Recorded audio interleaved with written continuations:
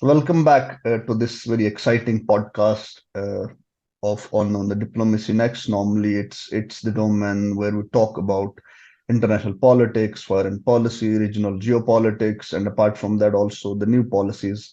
Now that the topic that we have chosen for this conversation is very important given its gravity, and it has the act for the Women's Reservation Act has been passed last week in the first session of the winter, and we are looking at a very new thing, a discourse that has been there already.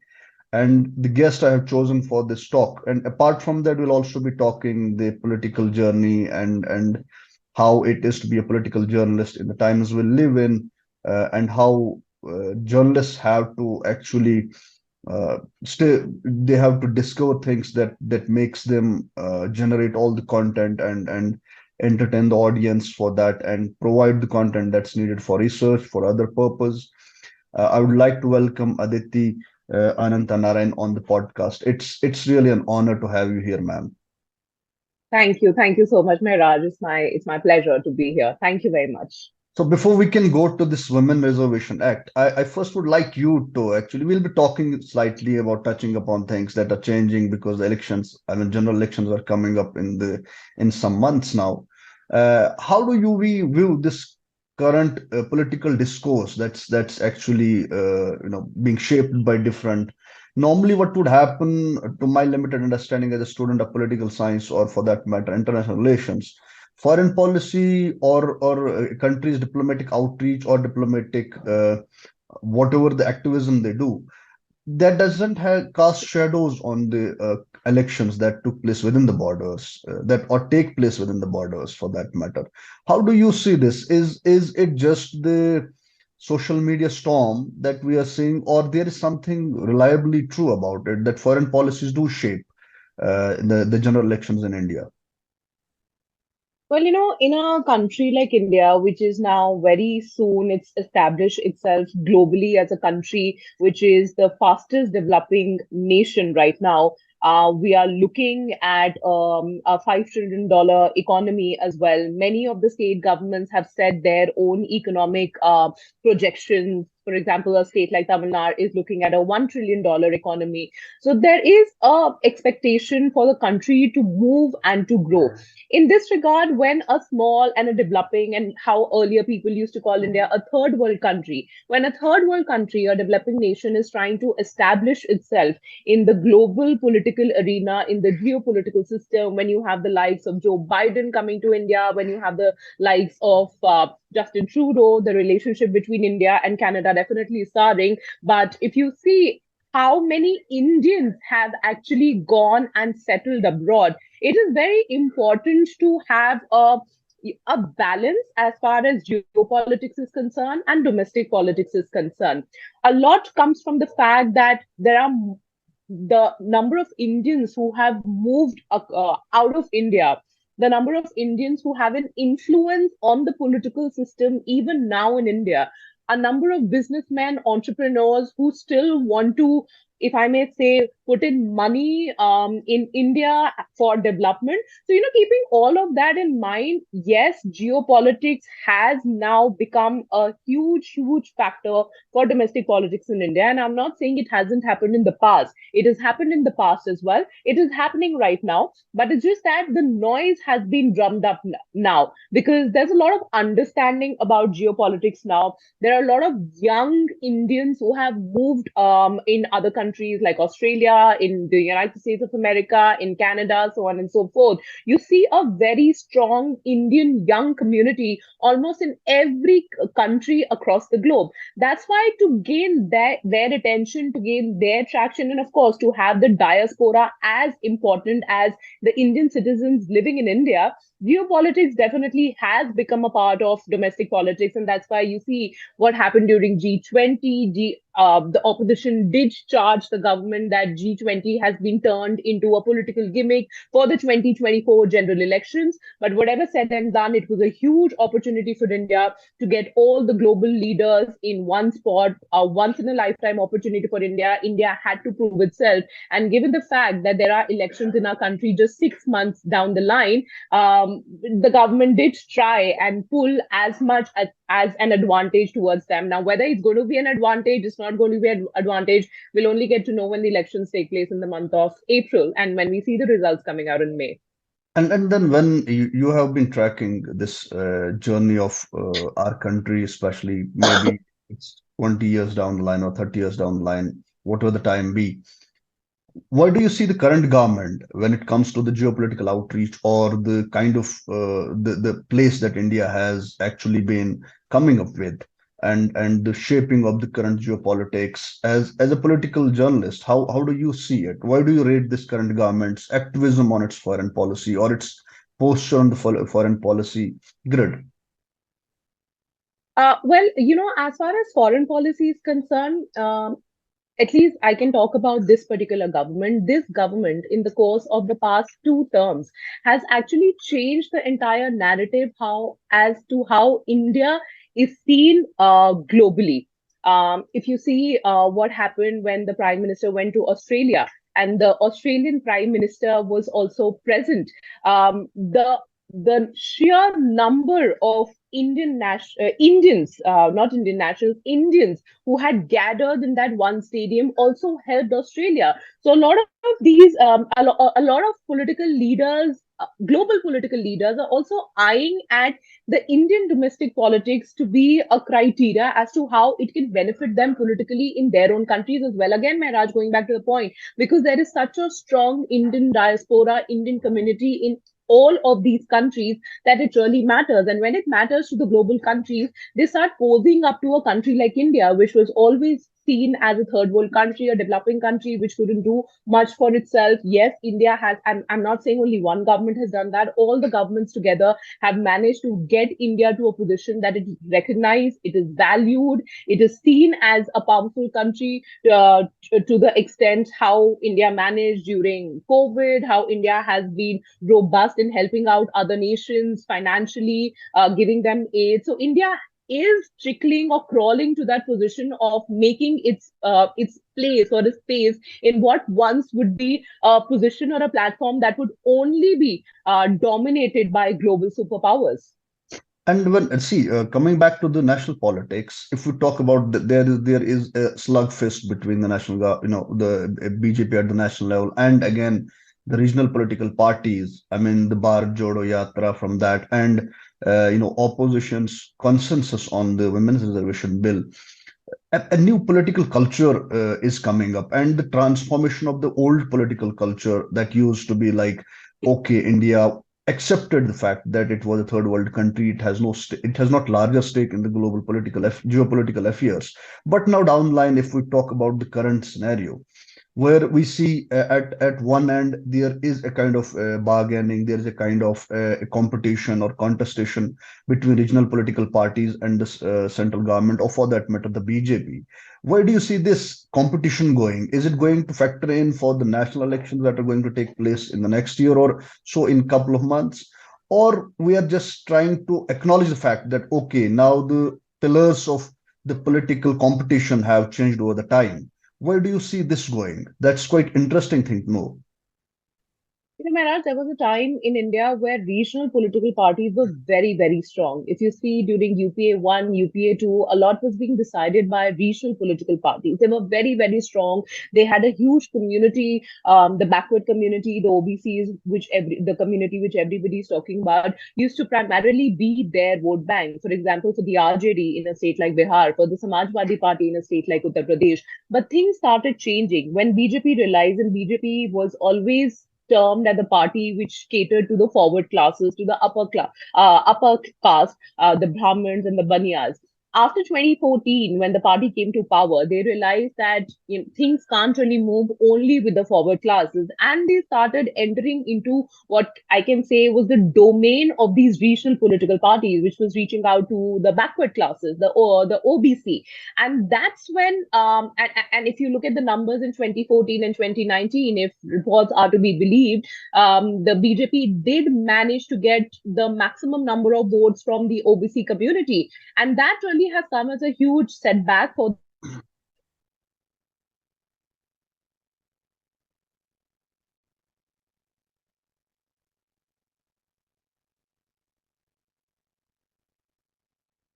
Yeah, go ahead. so as I was mentioning that now is the time that these regional parties also realize that they need to come back to the mainstream, and the only way that they can do this is to snatch away their core vote bank from the BJP, and that's why coming together as a big block of alliance, and that's why we see this INDIA, which is the opposition-led alliance bloc. They have come together and trying very very hard, and must say that this time the opposition also is as active as the ruling party, which is the BJP, because many are seeing 2024 as a make or break year for many of the opposition parties to reinstate their importance in the political system in India. For the Congress party, yes, it is going to be a question of whether even after 10 years of being out of power, do they still have it in them to come back? Will the opposition parties, the other opposition parties who had once criticized the Congress party of being very weak and who are now into this alliance, will they sustain this particular alliance? Because here, Mehraj, we're talking about very, very big political leaders, and every political leader has very big aspirations, whether it is MK Stalin of the DMK, whether it is Nitish Kumar, whether it's Lalu Yadav, whether it is the Congress party itself. All these big, big political players coming together is going to be very interesting. I think it's going to be very interesting to see how things really pan out. It is going to be one party versus multiple other political parties in the opposition. That makes it quite interesting, isn't it? And then when we talk about the competition, that will be like a break or make it for most of the political outfits, or for that matter, political leaders. Where do you see this entire thing going? I mean, who is any which way catching the train and making it to the parliament again? I mean, is it BJP with a thumping majority again, or we still have fingers crossed? Well, in politics, 6 months before the elections, you can't really project anything. In politics, even one day before the results come out, you cannot project anything because Indian voters are very, very intelligent. Indian voters know what they want, who they are voting for. So, a speculation of who will come to power 2024, I think it's better that we refrain from doing that because you never know how things change in a very, very dynamic and a very volatile country like India, where things change so much, where there are multiple assembly elections in the month of November and December. We'll see 5 states going to polls, and then there are going to be assembly elections along with the Lok Sabha elections as well. So, and that's why if you see, all political parties right now are investing their time and effort in these local, the state elections, the state of Madhya Pradesh, the state of Rajasthan, the state of Telangana. The outcome of these states is also going to be important because, for example, in a state like Telangana, where BRS, which is the ruling party, which has been the ruling party, I beg your pardon, for more than 9 years, it will try and at least regain their trust amongst the voters in a state like Telangana. A man like KCR, K. Chandrasekhar Rao, who's the chief minister of Telangana, is trying to establish himself as a national leader. So the outcome of the assembly elections in Telangana will be very important for him. Similarly, in Madhya Pradesh, the Congress is definitely giving a very, very stiff competition to the Bharatiya Janata Party, which currently is in power. So the Congress manages to come back to power in a state like Madhya Pradesh, which would mean probably a big Congress leader like Kamal Nath will have power once again. Again, Rajasthan, which is one of the most important critical northern states going to elections. Nobody knows right now whether the Congress will come to power or whether it is going to be the BJP. So a lot really will also get decided as to what is going to be the outcome of these assembly elections. And like I said, Mehraj, that one can't predict what is going to be the results till the very last day, till actually the boxes are opened until the voting till the votes begin to get counted by the officers. And then there is also an established fact. I mean, most of the analysts pertain to this thing and quote it for the reference is that when it comes to the regional elections, when it comes to the state elections, BJP most often fails to put up a candidate of a stature in the regional politics for that matter in that particular state. But when it comes to the national elections, people will vote hands down to Modi for that matter. And if we talk it on on a factual lens, where do you see who is setting the narrative currently? I mean, there is a lot of thing going on the foreign policy thing, and also going when it comes to the national politics. Many things are just coming in, and there is always when you are right when you told me that 6 months is a long time for a country like India. If there is a change of mood, if there is what factors in or what factors out. But the main thing is that who sets the discourse? Is it the opposition with the India Alliance, or is it the current government? Is it the BJP that will have the last laugh? Well, it all depends. It all depends on how things really pan out. For example, you were talking about the faces of the leaders for the BJP. It is an advantage and a disadvantage also for the BJP that today there is no stronger leader, or there's a no powerful leader for the BJP rather than Narendra Modi. So if you see, all the assembly elections are also contested under, or the only face is his, the only name is his. It may be an advantage for the BJP, but it also can be seen as a disadvantage, where till the last minute the BJP is only pushing after one political leader, and at some stage that also becomes very difficult. And that's the reason the BJP has to work round the clock, because they are pushing and they are building their entire strategy in the name of one person. Cut to what happens to the opposition parties. Now that is also going to be very interesting when the Lok Sabha elections come, are around, and the opposition parties will have to decide the candidate list, and how many seats will the opposition parties give up for the other opposition parties. So all of that also matters. But when it comes to issues of international significance, for example, what happened with Canada, what happened with Justin Trudeau when he stood up in his parliament and came up with his allegations against India without submitting any considerable proof in front of his own nation. We saw many in the opposition ranks also coming together and supporting India, supporting the government of India, and saying that the stand that has been taken by the Indian government has been the most appropriate stand. However, there have been many such geopolitical instances where the opposition has not supported the government of India. So I feel that the BJP and even the opposition parties will be treating very, very cautiously in the course of the next 6 months. What they say, what they do, what decision they take may have a direct implication of how things really pan out in the month of May. And on a very personal level, if we talk about political journalism in India in the current times, I mean, there is a clear-cut division between people who choose. I mean, they are made to choose actually to change to actually choose their side, which side they are on. Are they on the side of? I mean, these are times, but there are also journalists who won't bother about that because they are in their own zone. They are actually they chose the careers. They decided to go with political journalism. Where do you see as a political journalist, where do you stand on things? I mean, is there what are the challenges that you as a political journalist face in your day-to-day life, in your work, in your profession, or with the colleagues that you have? Well, Maharaj, I'll be very, very honest in this. I'm not having any pretense when I say this. In all my years of being a TV journalist, being a TV news anchor, being a TV reporter, not once, and across all the channels that I work with, not once have I got a call from any of my editors to say that why did you say this on air?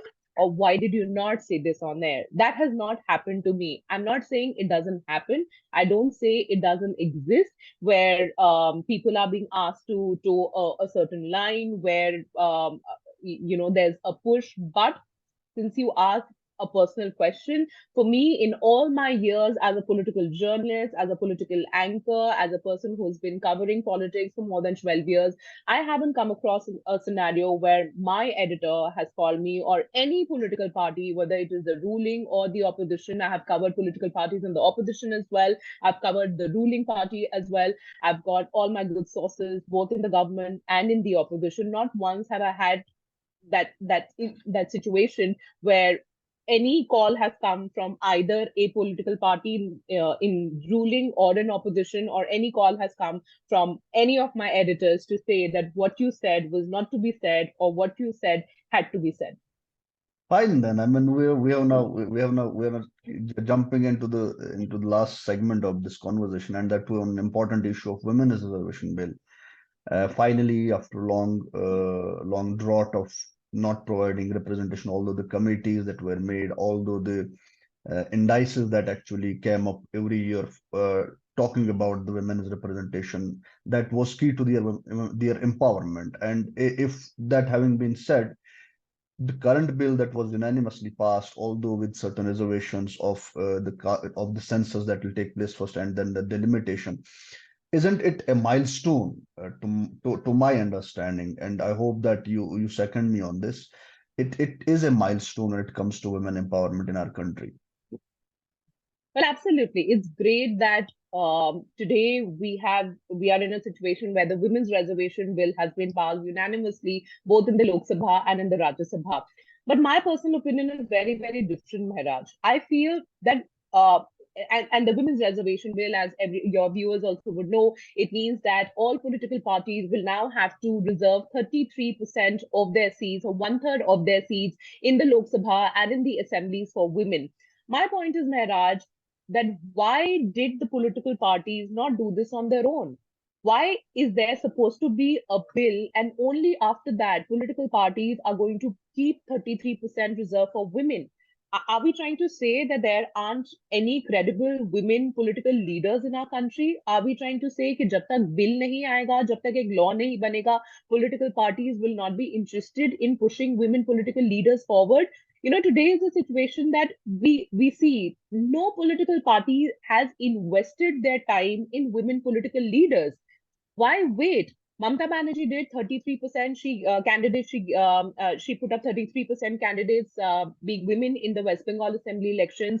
Naveen Patnaik has done that for the BJD. But if you look at the overall political scenario, it's very unfortunate in 2023, when I'm telling you that India is moving towards a $5 trillion economy, the states are looking at a $1 trillion economy. We're moving forward. We're becoming the fastest growing developing nation. We really have to have a law, and only then political parties will have women candidates, or 33% women candidates. I feel that is very, very unfortunate. It should have been irrespective of a law being in place or not. Women representation in every field, in every sector, should come without any conditions, should come without any law, should come without any forceful enactment by the legal system in India. And political parties should have done that on their own. Nonetheless, they didn't do it, but it's great that the women's reservation bill has been passed. But the biggest challenge now for the political parties really is going to be to decide on which seats are going to be reserved for women. How many of male political leaders, Maharaj, today will be willing to give up on their seats and give it to women candidates? How many male political leaders will convert their seats into reserved seats? That is going to be a huge challenge, and that's why what everybody is talking about, the delimitation, also is going to be a huge task, because somewhere the men have to get accepted to the fact that they may end up losing their seats and giving it to a women political leader or women political candidate. But that speaks about, when you talk about apart from few political parties, nobody, I mean, no party has actually credibly given even women empowerment a chance or a reservation to the women on their own. The reason being, to my mind, is there is more to it. There is not a consensus building. I mean, in the first place, it should not be. If we talk the equality or gender equality on this in the social terms, but if we talk it in the political terms, our political constituencies are structured in such a way, they are engineered in such a way where women as an important factor or as important fellow beings will not be given the space. I mean, what do you make of this? What's the borderline, or what's the bottom line of this? Why aren't political power, why are they so hesitant, and why did it take them to make a bill for that? Why is it not on its own? What do you see it? What are the reasons? Well, it is quite difficult to contest the Indian patriarchal system of being, to be very honest, Mehraj. And if you see why women are very, very important, why women really matter in the Indian political system, um, in every possible assembly elections and Lok Sabha elections, we are seeing the women voters outnumbering the men voter. More women are coming out to vote as compared to men. Many women are independent enough to decide what they really want to do in families. Nitish Kumar had to bring in a prohibition law to attract the women voters in the state of Bihar. Jayalalitha's entire political strategy was surrounded around women. Arvind Kejriwal tried to do that by offering SOPs to women in the national capital and also in a state like Punjab. But my point again being that it is going to be difficult for all political parties to accept the fact that yes, now they may have to take a step back and give their seats to women candidates. Why they did not do this? I have no idea. They should have done this. Why wait for a law, even for a party like Congress Party, which had brought this bill in 2010? Why did they wait for women's reservation bill? Why did the BJP wait for a women's reservation bill? Can't it be suo moto? Can't political parties decide bill or no bill? We will be reserving seats for women. That hasn't happened, and the reasoning they know the best as to why they did not do that, and that's why I feel it's not going to be a very easy easy law to be yes, it will get implemented, but to be accepted by political leaders. And I'm not talking about political leaders who are faces of these political parties, but the candidates, the MLAs, people who contest to become sansards or to become parliamentarians, for them to accept this, that now there will be seats that will be reserved to women, for women, given the patriarchal structure in India. It is not going to be that easy. It is going to be difficult. It will cause a lot of heartburn to a lot of men in India.